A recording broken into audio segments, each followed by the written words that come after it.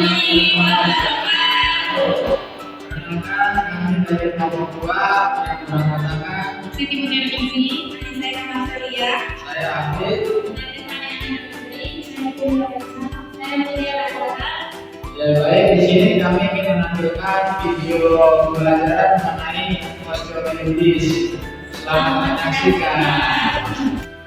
Tulang berfungsi untuk menopang dan menggerakkan tubuh, serta melindungi organ dalam dari kerusakan. Tulang terbagi menjadi dua kelompok besar, yaitu tulang aksial dan tulang apendikular. Tulang aksial yaitu tulang yang menjadi garis utama tubuh serta tubuh utama tubuh. Di antara tulang aksial yaitu tulang tengkorak, tulang rusuk dan tulang dada, serta tulang belakang. Tulang apendikular yaitu tulang yang membantu gerak tubuh. Di antara tulang apendikular yaitu tulang tangan, tulang kaki, dan tulang panggul. Osteomielitis adalah penyakit tulang yang terjadi karena adanya infeksi yang disebabkan oleh bakteri atau gangguan. Infeksi tersebut bisa menyebar melalui aliran darah atau jaringan tubuh terdekat. Bakteri-bakteri yang menyebabkan osteomielitis diantaranya yaitu Staphylococcus aureus yang sering terjadi pada bakteria dewasa. Yang kedua yaitu Streptococcus grup A yang sering terjadi pada kategori anak-anak. Dan yang ketiga Streptococcus grup B yang sering terjadi pada bayi baru lahir. Osteomielitis akut adalah infeksi tulang panjang yang disebabkan oleh lokal akut dan trauma tulang, disebabkan oleh Escherichia coli dan Staphylococcus aureus. Osteomielitis kronik adalah infeksi tulang lanjutan dari osteomielitis. Penyakit tersebut tidak dapat diobati. Manifestasi dari osteomielitis yang pertama itu ada nyeri, yang kedua itu ada demam, yang ketiga itu ada kemerahan dan mual, yang keempat itu ada menggigil, yang kelima itu ada mual dan benang, dan yang terakhir itu BD berkumpul. Di sini saya akan menjelaskan tentang pathway. Yang pertama ada faktor predisposisi. Faktor predisposisi itu adalah kondisi yang menyebabkan terjadinya perkembangan di dalam tubuh. Faktornya ada usia, umur, riwayat penyakit, ada infeksi, dan ada nutrisi.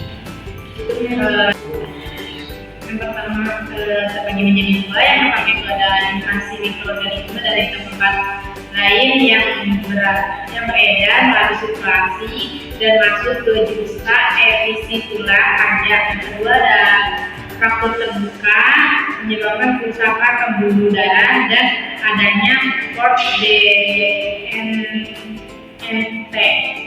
Adanya fraktur terbuka dan menyebabkan kerusakan pembuluh darah dan adanya port DNMT. Lalu menyebabkan inflamasi kuman ke tulang sendi dan terjadilah osteomielitis. Itu menyebabkan agotosis dan terjadi proses inflamasi, pembengkakan, gangguan fungsi, dan terjadi penurunan mutu serta kerusakan integritas.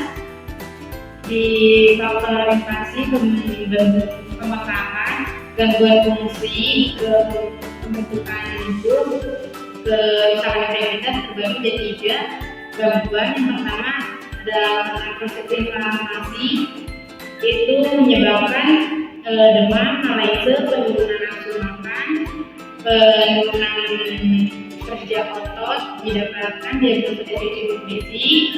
Yang kedua keterbatasan pergerakan, didapatkan diagnosa hambatan mobilitas fisik atau gangguan mobilitas fisik. Yang ketiga ada pembentukan fungsi, nekrosis, dan komplikasi infeksi, dan terjadi kerusakan lempeng pada tulang. Didapatkan diagnosa gangguan tubuh tulang. Ya, di sini saya akan menjelaskan mengenai pencegahan osteomielitis. Di sini ada 5 pencegahan. Yang pertama itu berhenti merokok. Berhenti merokok itu dapat menyebabkan peningkatan harga materi meningkatkan dan juga dari sangat masyarakat untuk sesegera mungkin berhenti merokok. Yang kedua dari sehat. Nah, diet sehat ini dianjurkan untuk pada kita sedang medis untuk mengajukan kayak misalnya pola terus sayuran segar dan sering melakukan olahraga secara teratur. Yang ketiga itu menurunkan atau tidak minum alkohol, jadi sangat tidak disarankan ya untuk minum alkohol. Yang terakhir ada olahraga secara teratur, jadi sangat disarankan ya jika misalnya kita beraktivitas itu sangat disarankan kita melakukan pemanasan, misalnya 5-10 menit seperti pada motor, kaki atau tangan. Jadi saya akan menjelaskan yang pertama ada melakukan penambahan air hangat selama 20 menit dalam beberapa kali untuk meningkatkan sirkulasi aliran darah.